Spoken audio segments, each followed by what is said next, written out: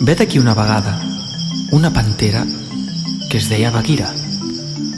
Un bon dia va trobar-se un cistell abandonat enmig de la selva i, amb sorpresa, va descobrir que al seu interior dormia plàcidament un bebè humà.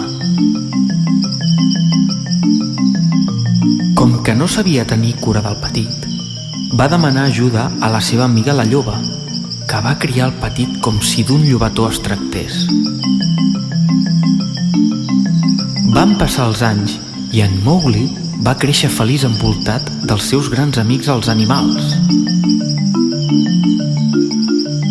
Però no tot era diversió a la selva, ja que el malvat tigre Shere Khan, que s'alimentava d'humans, rondava per allà.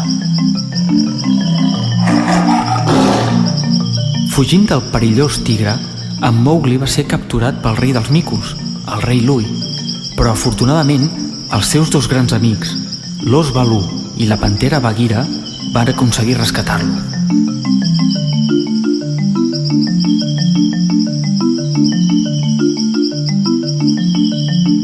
Quan fugien per un penya-segat, el Shere Khan va perdre l'equilibri i va caure al buit.